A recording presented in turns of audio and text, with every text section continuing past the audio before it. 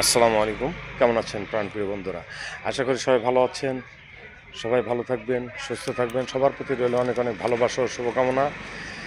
এই পবিত্র মাহে রমজান মাস, পবিত্র মাহে রমজান মাসের উছিলায় মহান আল্লাহ তাআলা যেন সকলের গুনাহ খাতা মাফ করে দেন এবং নেক হায়াত দান করেন। সবাই বলি আমিন।